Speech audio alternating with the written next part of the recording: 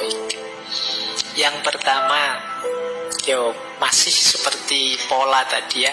Ayo kita sadari kenyataan hidup. Dalam hidup ini, kata Marcus Aurelius, ada yang hadir, ada yang keluar dari keberadaan.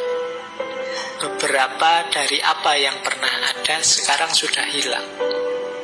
Perubahan dan perubahan terus-menerus mengubah dunia. Seperti perkembangan waktu yang tak henti-hentinya mengubah keabadian. Jadi ini, ayo kita sadari hidup ini memang berubah. Ada yang datang, ada yang pergi. Yang sudah datang besok bisa berubah, yang kemudian berubah besok bisa pergi, dan lain sebagainya. Itulah hidup. Kan banyak momen ketika orang terus putus cinta, patah hati itu mengungkit-ungkit, dulu kamu lihat apa, sekarang lihat apa. Kamu kok berubah, tidak seperti dulu. Jawabannya apa? Loh, hidup memang berubah. Tidak ada yang tidak berubah. Selalu ada perubahan. Jadi longgarkanlah hatimu, kok tiba-tiba menerima pasanganmu berubah. Ya memang di antara pola hidup tadi ada perubahan. Kok dilalah ya perubahannya ke arah yang pahit bagi kamu. Ya itu nasibmu sudah. Jadi, tapi dari aspek perubahan yang pasti terjadi, ya kamu harus akui hidup ini mesti berubah. Nah, jadi ini untuk meringankan hatimu. Oh iya ya, memang kenapa kok sekarang perasaannya berubah padaku? Ya memang hidup ini hakikatnya perubahan. Jadi, bukan sesuatu yang aneh. Tidak usah kamu pertanyakan. Ya kemungkinan perubahannya ke arah yang tidak bisa kamu kontrol, sehingga kamu sekarang kecewa. Ini rumus pertama. Kalau teman-teman merasa kaget dengan momen kok tiba-tiba dulu kita bersama, sekarang kita berpisah. Memang hidup ini penuh dengan perubahan. Yang namanya pertemuan pasti ada perpisahan. Sayangnya kebersamaan kita pisahnya cepat. Kan cuma itu saja. Yang lain durasinya panjang. Kalau kita durasinya pendek, akhirnya putus. Sederhananya kan begitu. Jadi kamu lebih longgar hatimu. Tidak harus terlalu membebani perasaan. Yang kedua, masih dalam konteks sadari kenyataan hidup. Kalau ini dari Epictetus, ini menarik ya, filosof stoik itu.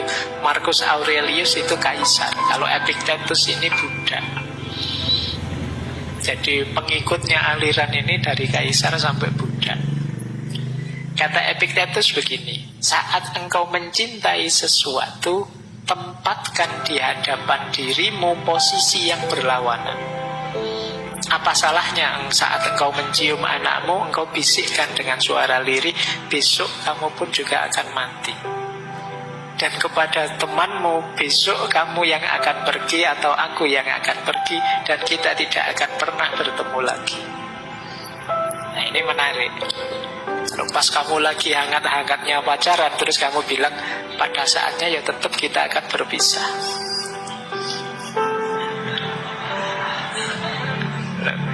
Ini kan sama-sama latihan kuat-kuatan ini. Jadi kita kan selalu kalau sedang begitu kan kita bilangnya kita akan bersama selamanya. Tidak bisa. Mesti kita akan berpisah. Polanya memang sudah begitu. Ada pertemuan, ada perpisahan. Ya, makanya bahkan itu kan contohnya anak-anak sama sahabat. Karena biasanya ini kan paling mengikat kita. Anak itu apalagi. Kalau kita dibilang anak kita besok akan mati, itu kita kan nggak terima rasanya. Tapi ya memang begitu, wong dia manusia. Ini kan persis cerita sufi itu. Suatu ketika ada seorang sufi yang mengunjungi seorang raja. Yang raja ini karena sangat taklim pada sufi ingin belajar. Karena sufi ini tidak bisa lama, raja itu, wahai sufi, saya diajari satu saja wawasan. Yang ini bisa bermanfaat untuk saya, untuk kerajaan saya, untuk semua orang. Nah, terus sufi ini cuma bilang satu kata, ya sudah kalau cuma minta satu wawasan saya bisa lah. Saya beritahu ya, ini hakikat yang paling sejati dalam hidupmu, kata sufi ini. Apa? Besok anakmu pasti mati. Oh, itu rajanya marah. Sufinya dipukuli, kok bisa kamu disuruh memberi wawasan yang bagus malah mengutuk anakku. Kata si sufi, loh, yang mengutuk siapa? Bukankah anakmu besok pasti mati? Wong dia manusia. Apa ada manusia yang tidak mati? Semua manusia mesti mati. Jadi kebenarannya memang begitu. Terus dikritiklah raja ini oleh si sufi. Tadi kamu minta kebenaran padaku, saya beritahu kebenaran kok kamu tidak terima. Telingamu kok tidak kuat. Padahal memang kebenarannya memang begitu. Nah, ini cerita ini sebenarnya untuk mengingatkan kita, kadang-kadang kebenaran itu memang pahit, tapi kenyataannya memang begitu. Makanya tadi saran pertama, ayo siap, ayo disadari kenyataan hidup ini. Jangan kaget, bahkan dengan orang yang paling kamu cintai pun, ya mesti salah satu akan saling meninggalkan. Ya paling tidak kan nanti salah satu meninggal. Mesti yang satu meninggal, terus yang lain sendirian, mesti begitu. Kalau meninggal bareng malah tidak enak. Meninggal bareng itu kalau tidak kecelakaan ya tragedi apa, mending gantian saja. Jadi momennya mesti pahit itu kalau bersama-sama dan saling meninggalkan. Baik, itu kenyataan hidup. Makanya yang kedua ini kalau di Epictetus ya tidak ada salahnya loh kalau kamu sambil misalnya memeluk anakmu atau salaman dengan sahabatmu, sambil kamu sadari, anakku ini ya manusia, besok pada akhirnya ya meninggal, mati. Sahabatku ini akrab sih, tapi pada saatnya ya kita berpisah, entah aku berangkat duluan atau dia berangkat duluan.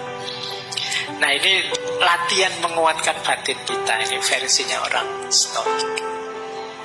Jadi kalau kalian sudah punya kekasih, ya sambil berdua disadari. Mungkin kalau ada momen berdua, yuk kita sadari bersama bahwa pada saatnya kita akan berpisah. Tidak boleh protes, memang sunatullahnya begitu.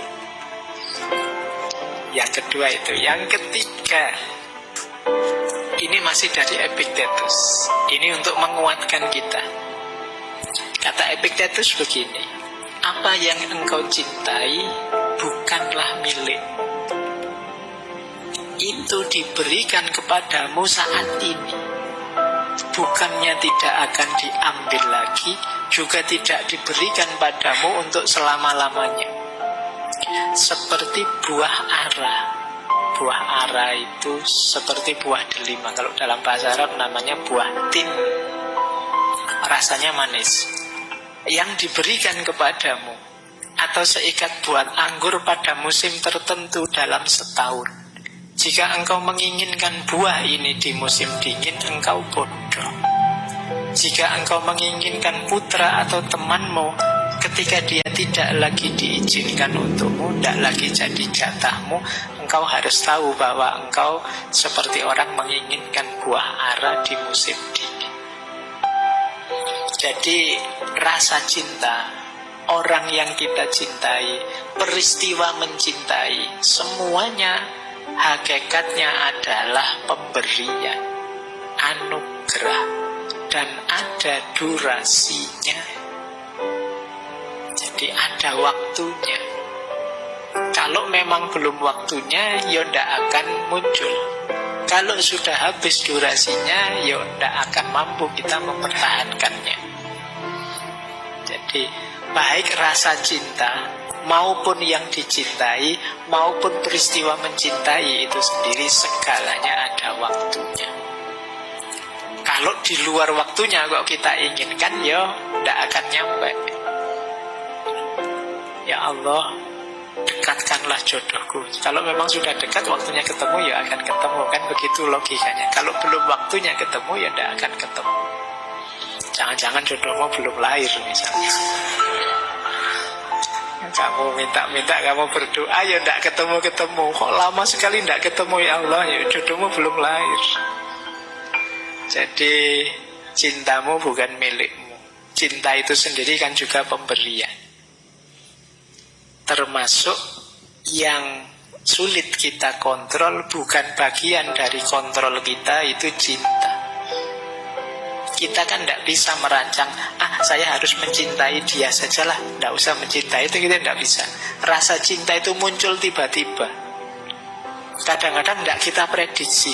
Loh, saya itu bareng sama dia sejak semester 1 sampai semester 7. Ketika garap skripsi baru ada rasa pada dia. Kok tidak kemarin-kemarin? Ya karena itu anugerah dari Allah. Jadi tidak bisa kita rencanakan, saya pengennya jatuh cinta dengan yang dekat-dekat rumah sajalah biar tidak high cost misalnya. Kan tidak bisa. Gitu loh. Ya jatuhnya pada dia, anugerahnya Allah, hubungannya dengan dia, dengan durasi waktu tertentu pada waktu tertentu. Maka kata Epictetus, ya segalanya ada waktunya. Kok ternyata kita ditakdir berpisah, mungkin memang waktunya sudah habis, durasinya sudah selesai. Nah, ini untuk menguatkan kita ya. Jadi kalau kamu nanti patah hati, jangan-jangan ini durasinya memang sudah selesai. Jadi biar nggak terlalu sedih lagi. Apa-apa itu ada siklus, ada polanya. Makanya sindirannya Epictetus, kalau kita menginginkan buah ara di musim dingin, sampai stres pun tidak akan ketemu. Kenapa? Bukan waktunya. Ini nasihat kedua. Nasihat ketiga tadi ya. Yang kedua, kita sadar kenyataan hidup. Yang ketiga ini, kita sadari cinta kita hakikatnya bukan milik kita. Jadi kalau ada yang tanya, Pak, cinta dan ingin memiliki itu apa setara? Ya tidak, karena bahkan cinta itu sendiri ternyata di luar kontrol kita. Makanya kalau dalam dunia tasawuf, mahabbah itu bagian dari ahwal. Ahwal itu anugerahnya Allah. Rasa cinta pada Allah itu ya hakikatnya anugerahnya Allah sendiri. Batin kita itu tidak bisa. Orang itu dipaksa mukul bisa, dipaksa mencintai tidak bisa. Mbok kamu cinta padaku dong. Ini, kalau memang tidak cinta ya tidak cinta. Karena rasa itu muncul ya bagian dari anugerahnya Tuhan. Makanya ada kalimat cinta itu anugerah. Baik, ini nasihat selanjutnya. Ada lagi nasihat. Ini mirip tadi ya, antara yang dalam kontrol dan di luar kontrol. Kebahagiaan dan kebebasan, masih kata Epictetus, dimulai dengan pemahaman yang jelas tentang satu prinsip. Beberapa hal berada dalam kendali kita dan beberapa tidak. Berarti di luar kendali kita. Hanya setelah kita pahami aturan mendasar ini dan belajar membedakan antara apa yang kita bisa dan tidak bisa kita kendalikan, ketenangan batin dan keefektifan hidup menjadi mungkin. Ini tadi sudah dijelaskan ya, bahwa ada kunci penting dalam hidup ini. Kita harus sadar mana yang dalam kuasa kita, mana yang di luar kuasa kita. Seperti cinta tadi, itu kan bagian dari yang di luar kuasa kita. Mana cintamu yang kemarin? Sudah diambil sama yang punya cinta sekarang. Ganti cinta ke yang lain. Bisa saja begitu momennya. Tapi memang perasaannya orang lain di luar kuasa kita. Kalau kita menyedihi itu atau menggalaui itu, ada tidak ya bahasa Indonesia menggalaui itu? Berarti kita ya akan kesulitan keluar dari rasa sedih. Karena ini, karena apa? Tidak ada jalan keluarnya, karena di luar kuasa kita. Apalagi urusan perasaan. Seperti saya jelaskan tadi, ya kalau urusan perasaan tidak bisa dipaksa. Kalau kita merasa sedih itu kan orang bilang, "Mbok jangan sedih." Lah ini sudah sedih, kok tidak boleh sedih? Wong ini rasa. "Mbok jangan tersinggung." Gitu aja tersinggung. Lah saya sudah tersinggung ini. Jadi sulit, rasa itu diatur seperti kita ngatur yang dalam kontrol kita. Jadi ini kunci hidup bahagia. Kita harus tahu mana yang ada dalam kontrol kita, mana yang di luar kontrol kita. Kita tidak mungkin ngontrol tangannya para netizen untuk ngomong jelek-jelek, tapi kita masih bisa ngontrol tangan kita untuk bisa posting yang baik-baik saja. Kalau kita sedih dengan yang di luar kontrol kita, wah netizen ini kok gitu ya sekarang isinya. Iya, kita akan sedih kalau dan kesulitan sendiri. Karena di luar kontrol kita, ya sudah, itu di luar kontrol saya. Yang bisa saya kontrol apa? Tanganku sendiri.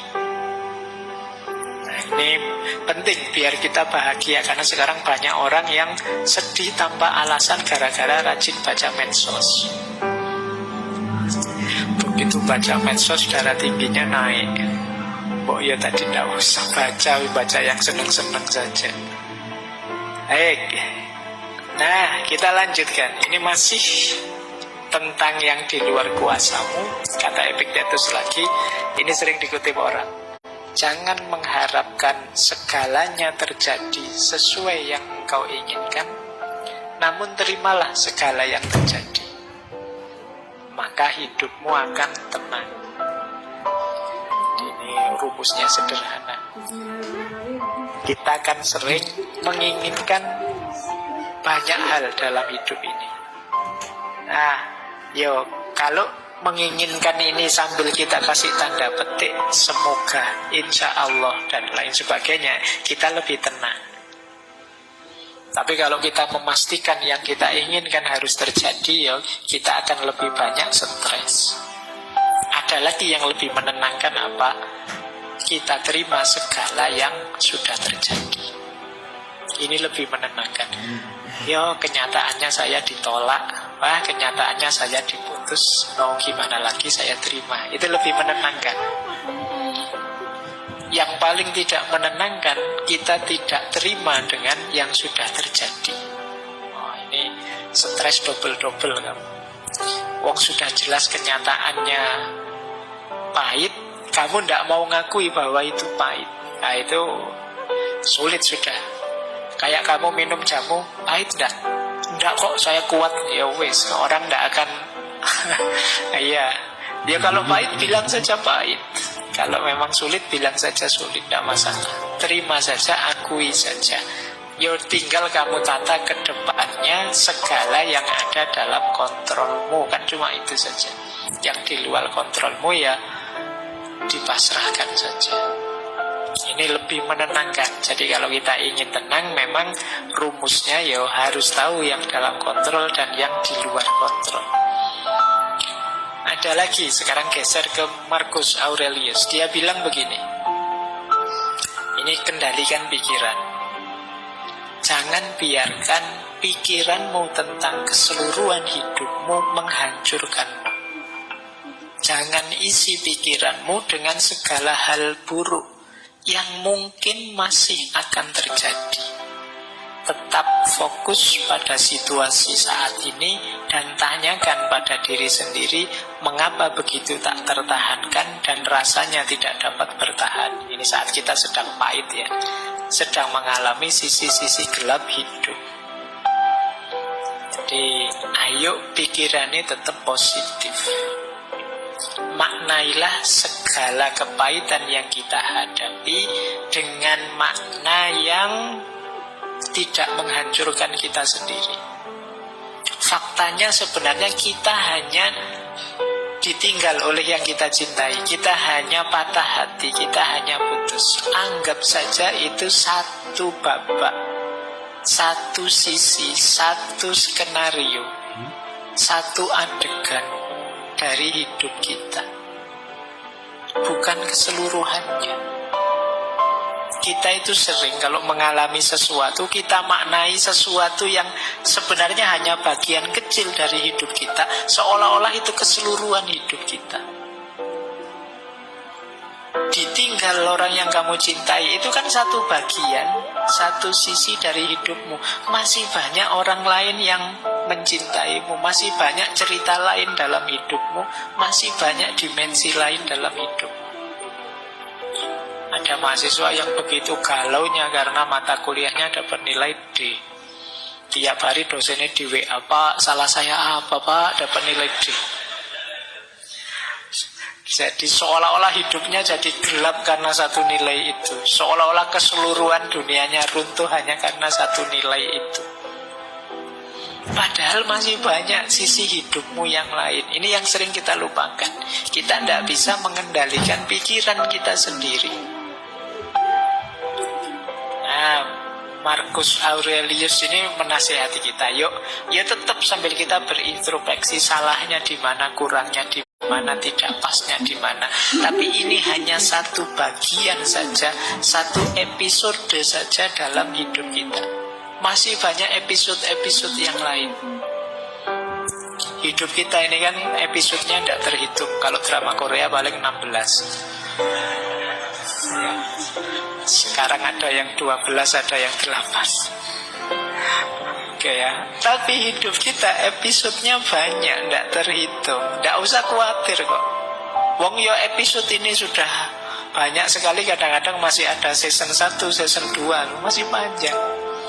Tidak usah terlalu galau kalau gagal di episode ini, masih ada episode selanjutnya kok.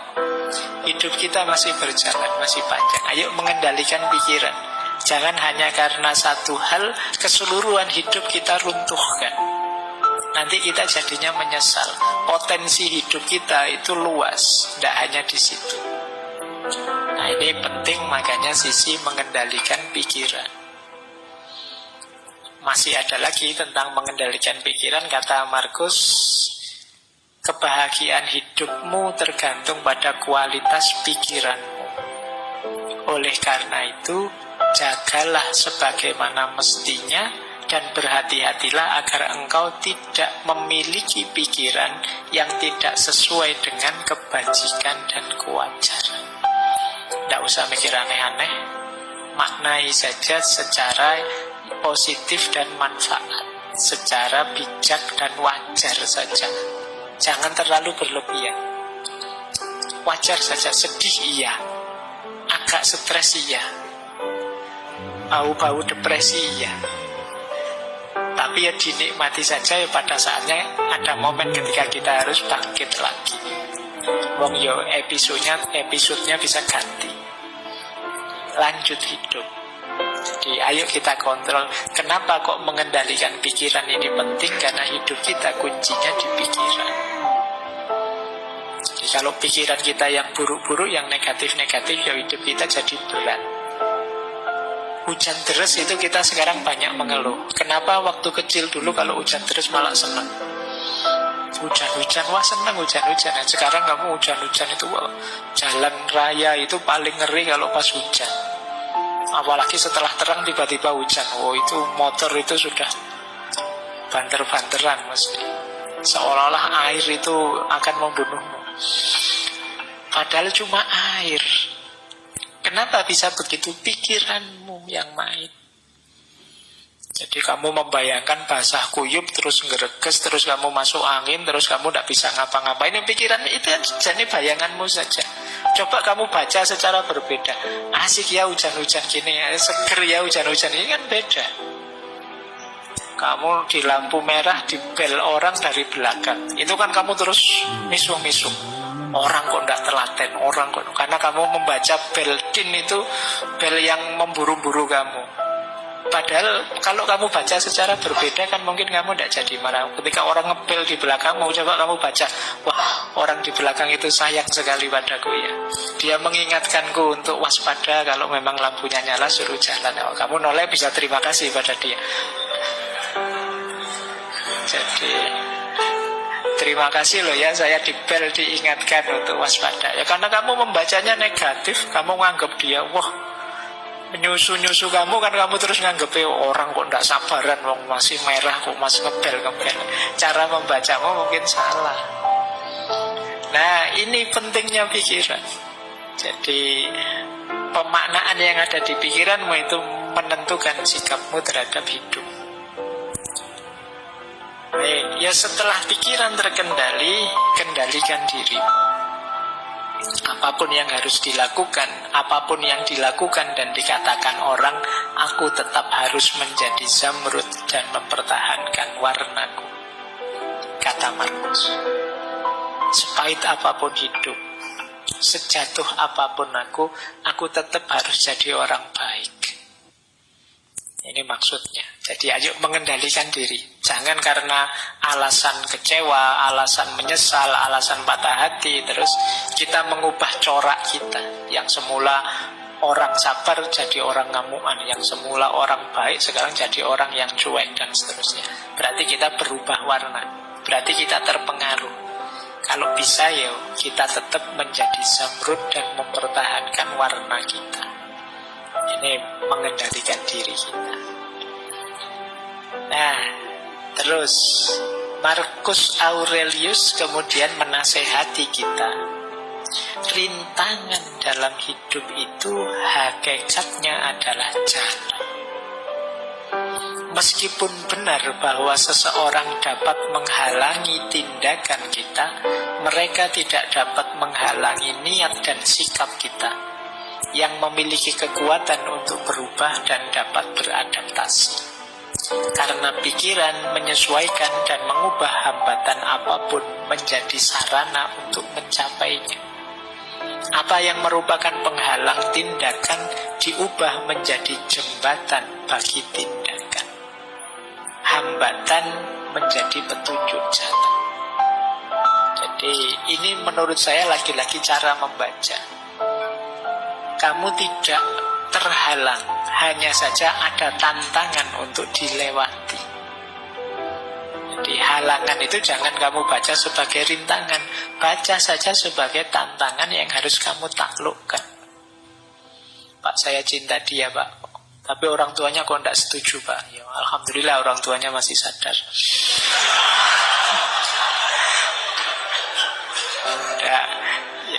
Maksudnya ke sini, kalau Markus itu maksudnya kalau ada halangan seperti itu, yaitu tantanganmu untuk ditaklukkan, bukan halanganmu. Kalau halangan itu kan harga mati.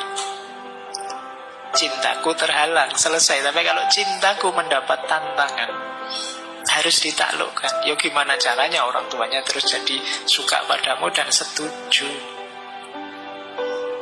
Jadi rintangan hakikatnya adalah jalan. Bacalah rintangan itu sebagai jembatan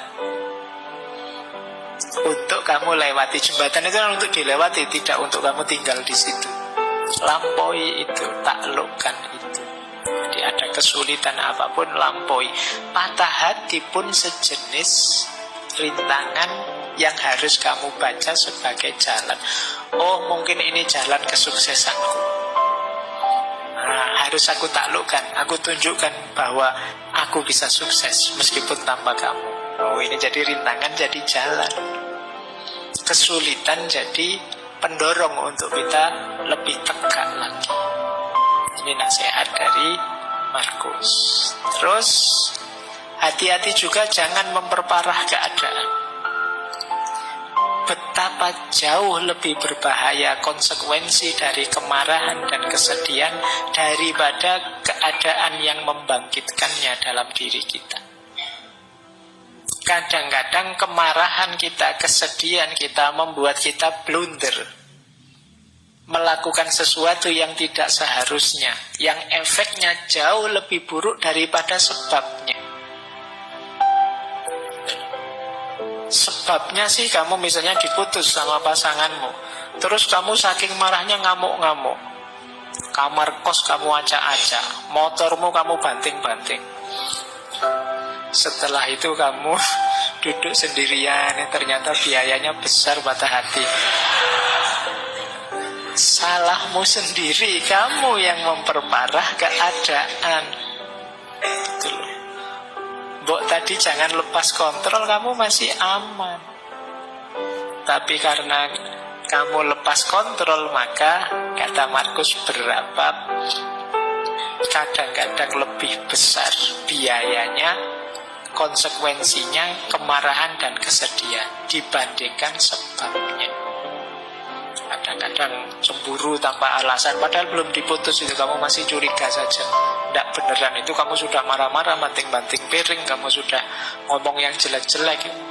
Ternyata salah paham. Lah itu kan sebabnya sepele, tapi yang kamu lakukan di luar kontrol malah memperparah keadaan. Semula tidak ada apa-apa jadi putus beneran. Nah ini yang sering kita. Maka hati-hati dengan diri yang tidak terkontrol. Memang kuncinya mengendalikan diri. Kalau ini agak keras dari Epictetus, jangan cengeng. Jadi ini ada kalimat di bukunya itu, kami menangis kepada Tuhan, bagaimana kami bisa lolos dari penderitaan ini. Itu dimarahi sama Epictetus, bodoh. Apa kamu tidak punya tangan? Apa Tuhan lupa memberimu sepasang? Maksudnya apa? Potensi, kualitas, kompetensi, fasilitas hidup kita masih lengkap. Wong tinggal mengubah sudut pandang, wong tinggal menguatkan diri sebentar saja kok tidak kuat. Kok mengeluh pada Tuhan, gimana aku bisa keluar dari situasi ini? Kamu belum berkurang sedikit pun dirimu dibandingkan yang kemarin. Kamu masih utuh sebagai dirimu yang kemarin. Tidak ada yang berkurang. Kemarin kamu bisa apa, sekarang kamu masih bisa. Kemarin kamu mampu apa, sekarang kamu masih mampu. Kualitas dirimu tidak ada yang hilang. Maka kamu masih bisa kembali lagi seperti sebelumnya. Tidak usah terlalu banyak mengeluh. Kamu masih bisa tegak seperti dulu. Tinggal kamu sembuhkan sakit hatimu. Kan cuma itu saja masalahnya. Tidak usah dibawa kemana-mana. Ini sudah mulai agak keras. Epictetus ini sudah dinasihati sejak tadi kok masih ngeyel, masih sumpek saja. Ya wis, kalau begitu apa sih yang kurang dari dirimu kalau patah hati? Yang sederhananya begitu. Apa dari kamu cerdas terus jadi tidak cerdas lagi? Apa dari kamu pinter jadi tidak pinter lagi? Apa dari kamu semula bisa nyetir mobil, gara-gara patah hati tidak bisa nyetir mobil sekarang, Pak? Apa tidak apa begitu? Maka jangan cengeng lah, kata Epictetus. Kamu itu kuat kalau mau, kamu hebat. Hanya saja ketika kamu cengeng, terlalu manja, ya kamu lama tidak bangkit-bangkit, tidak move on. Ayo bangkit. Bila perlu ini ditambahi oleh Markus, jangan malu minta bantuan. Tidak apa-apa. Kalau butuh teman ngobrol, teman curhat, di sekelilingmu banyak. Kamu tinggal milih. Kok diputus pasanganmu, tidak usah khawatir. Di sekelilingmu banyak yang bisa kamu sandari, temanmu, sahabatmu, atau kamu cari yang lain juga insya Allah ada. Asal kamu tidak menutup diri. Jangan malu bertanya. Kata Markus begini, jangan malu saat membutuhkan bantuan. Engkau memiliki kewajiban untuk dipenuhi seperti seorang prajurit di tembok pertempuran. Jadi bagaimana jika engkau terluka dan tidak bisa memanjat tanpa bantuan prajurit yang lain? Jadi manfaatkanlah teman sekelilingmu, orang-orang yang mencintaimu di sekelilingmu sebagai sandaran. Tidak masalah. Jangan malu, jangan gengsi. Patah hati bukan aib, bukan dosa, tidak apa-apa. Jadi biasa saja. Itulah dinamikanya orang hidup, kan memahaminya begitu. Hidup itu naik turun seperti itu. Terus, nah ini lanjutannya.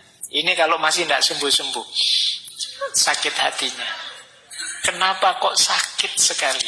Nah itu terus disindir oleh Marcus Aurelius. Saat engkau tersiksa oleh sesuatu dari luar dirimu, rasa sakit itu sebenarnya bukan dari sesuatu itu sendiri, namun dari anggapanmu terhadapnya. Dan engkau memiliki kekuatan untuk mencabutnya kapanpun engkau mau. Tolaklah rasa sakit itu, dan rasa sakit itu akan lenyap. Di dimarahi sekarang sama Marcus Aurelius. Kok kamu mau bersakit-sakit lama? Sakit atau tidak sakit itu kan tergantung dirimu. Apalagi sakit hati, bukan sakit fisik. Itu kuncinya ada di kita. Ada teman yang secara sengaja ngomong nyelekit biar kita tersinggung. Itu tersinggung atau tidak, itu kan bisa kita atur. Loh, kamu melecehkan aku ya? Adalah aku tidak tersinggung. Oh, itu tambah mangkel itu yang melecehkan. Kenapa? Sakit dan tidak sakit ada dalam diri kita. Kita terima atau tidak. Kalau tidak kita terima ya sudah, beres. Jadi kalau kamu bilang, wah kok rasanya sesakit ini, ya sudah, kamu singkirkan rasa sakit itu. Kamu bergeraklah, maju lagi, move on lagi. Jadi kalau ada yang mengeluh begitu, dalilnya pakai Marcus Aurelius ini. Sakit sekali tapi Pak rasanya, ya tidak apa-apa. Atau mengeluhkan pasanganmu, kenapa kok dia jahat sekali, kok dia mengingkari janjinya, kok dia setega itu, dan seterusnya. Lagi-lagi dibantu Marcus untuk menjawabnya. Saat engkau sedang melawan orang yang tidak tahu malu, tanyakan pada dirimu hal ini. Apakah mungkin di dunia ini bersih dari tindakan tidak tahu malu? Ya tidak. Maka jangan mengharapkan sesuatu yang tidak mungkin. Selalu ada orang yang tidak punya malu di dunia, dan orang ini adalah salah satunya. Nah, itu untuk menenteramkanmu ya. Jadi hal yang sama lakukanlah untuk orang yang jahat, orang yang tidak dapat dipercaya, atau orang yang rendah moralnya. Mengingat bahwa di seluruh dunia ini pasti ada beda-beda kelas moralnya manusia, akan lebih membuatmu toleran terhadap penghuninya. Jadi kalau kamu merasa dia kok jahat sekali padaku, dia kok begitu teganya padaku, kamu sadarilah, oh iya ya, memang manusia itu ya macam-macam. Memang ada yang tipe kayak dia itu. Itu akan lebih menenteramkan. Jadi tidak mungkin di dunia ini orangnya tulus, semua orangnya baik, semua. Selalu ada orang-orang tertentu yang jahat, yang buruk, yang tidak tahu malu, dan lain sebagainya. Ini lebih menenangkan kita. Jadi kadang-kadang kan kita protes, Pak kamu bisa jahat padaku. Ya memang mungkin dia tipe yang begitu. Nah ini jawabannya. Kalau ada yang tanya, kenapa kok dia jahat sekali? Nah, lanjutannya, lah terus dia sudah mengecewakanku, dia sudah menyusahkanku, aku sekarang harus bagaimana setelah putus? Nah, ini sebenarnya pembahasan lebih menarik itu setelah putus terus harus bagaimana, bukan bagaimana rasanya putus. Kalau menurut Marcus begini, merasa sayang kepada orang lain meskipun mereka melakukan banyak kesalahan adalah sifat uniknya manusia. Engkau dapat melakukannya cukup dengan mengakui bahwa mereka juga manusia. Mereka melakukan itu karena tidak sadar, berlawanan dengan kata hati mereka. Dan kita semua akhirnya akan sama-sama mati, tidak lama lagi. Semua orang kan pasti mati. Dan di atas itu semua, mereka tidak benar-benar menyakitimu. Mereka tidak melenyapkan kemampuanmu untuk memilih. Sederhananya, ya kita tetap baik kepadanya. Kenapa? Karena kita manusia. Di antara keutamaan manusia itu memaafkan dan tetap menyayangi siapapun karena dia statusnya manusia. Jadi aku tetap menyayangimu meskipun sekarang tidak sebagai pasangan. Yuk, cara menyayanginya mesti beda. Kalau kemarin cara menyayanginya pakai traktir, pakai apel dan lain sebagainya, sekarang lebih irit. Jadi tidak perlu high cost, tapi tetap ada rasa menyayangi. Dan kalau kita kecewa dengan yang mereka lakukan, sebenarnya mereka itu tidak jahat-jahat amat. Anggap saja mereka itu mendidik kita untuk jadi lebih tangguh. Buktinya apa? Kita masih bisa tegak hari ini. Nah, jadi mereka tidak melenyapkan kemampuan kita untuk milih. Jadi itu maksudnya untuk menentukan hidup kita sendiri. Jadi kalau ada yang tanya terus aku bagaimana, ya tetaplah sebagai manusia kita tetap harus saling menghargai, saling menyayangi. Ya, kalau masih ngeyel saja, gimana saya melanjutkan hidup tanpa dia? Dimarahi sekarang oleh Markus, jangan biarkan masa depan mengganggumu. Engkau pasti akan menghadapinya jika perlu, dengan senjata yang sama yang hari ini menjadi senjatamu melawan masa kini. Kalau sudah patah hati kan kadang-kadang, gimana aku melanjutkan hidup tanpa dia? Bisa, tidak usah khawatir. Kayak kamu dulu belum kuliah terus mau masuk kuliah kan, kamu bisa ndak ya Pak, saya kuliah itu, saya itu. Ternyata di jalannya ya bisa, bahkan sekarang ya ndak blek. Jadi ternyata bisa. Kamu membayangkan mungkin yang baru menikah dulu mikirnya panjang, gimana menikah itu, saya ndak bisa ini, ndak bisa itu. Dijalani ya ternyata ya bisa. Merantau keluar kota selama ini bareng orang tua terus, sekarang kuliahnya di Jogja sendirian. Mungkin awalnya kamu mikir, bisa ndak ya aku hidup sendirian. Oh, buktinya sekarang bisa.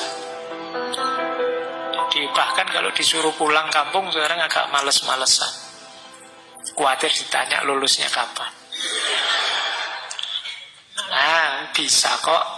Kata Markus, dengan alat yang sama yang kamu miliki, dengan cara berpikir yang sama, dengan gaya hidup yang sama, kamu terbukti bisa menaklukkan apapun dalam hidupmu. Apalagi ini, hanya sekedar ditinggal pasangan. Nah, jadi kata Markus, bisa lah, dengan senjata yang sama yang selama ini engkau miliki. Masih ada, ini yang terakhir. Terus aku dapat apa dari semua yang selama ini aku alami berdua? Ada yang paling penting yang kamu dapat, yaitu pelajaran pendidikan diri. Kata Markus, jika ada sesuatu yang menghalangimu untuk mencapai tujuan tepat waktu, itu adalah kesempatan untuk melatih kesabaran. Jika seseorang menyakitimu, itu adalah kesempatan untuk berlatih memaafkan. Jika ada sesuatu yang sulit merintangimu, itu adalah kesempatan untuk menjadi lebih kuat. Jadi kesulitan apapun, bencana apapun, musibah apapun, kepedihan apapun, hakikatnya adalah medan latihan untuk meningkatkan kualitas diri kita. Apapun itu, pinter-pinterlah mengambil hikmah, mengambil pelajaran dari apa yang kita alami dalam hidup, termasuk kepahitan-kepahitan hidup yang kita rasakan. Disinilah nanti kita tidak akan menyesali kepahitan-kepahitan hidup yang kita alami, karena ternyata dia jadi sekolahan kita. Jadi dia jadi lembaga pendidikan kita. Jadi lulusan patah hati itu hatinya kuat tangguh. Nah, kita dapat pelajaran berharga dari situ. Ya, jadi kan ada yang alumni patah hati, ada yang alumni dapat nilai E, ada yang alumni kantongnya kempes terus, ada yang alumni. Itu kesulitan hidup kita kan seputar itu. Nah, kalau kita lulus dari situ, kita jadi manusia yang lebih tangguh. Bandingkan dengan orang yang hidupnya mulus terus, tidak pernah susah. Secara kepribadian dia tidak akan tangguh. Makanya kalau kalian sering ikut lomba-lomba, bagi saya lebih berharga kalau kamu kalah, karena kamu latihan mentalmu. Kalau menang itu gampang secara mental, tapi kalah itu berat. Nah, kalau kamu terlatih kalah itu enak, biasa kalah. Tapi kalau menang, alhamdulillah menang. Tuh, yang sering membuat kita lepas kendali itu kan ketika kita kalah. Tapi kalau kita sudah tangguh di situ, apa sih kepahitan hidup yang harus saya alami? Yang paling pahit toh sudah saya alami. Kamu semakin tangguh. Kenapa? Karena kepahitan kepahitanmu selama ini jadi mata pelajaran yang membuatmu keluar dari situ jadi lebih tangguh. Nah, ayo yang alami patah hati juga begitu. Jadikan momen patah hati ini sebagai sekolahan. Kalau kata Ki Hajar itu kan setiap tempat adalah sekolah, ya berarti setiap patah hati adalah pelajaran. Yang di situ kita belajar jadi manusia yang lebih tangguh, lebih sadar, lebih berkualitas.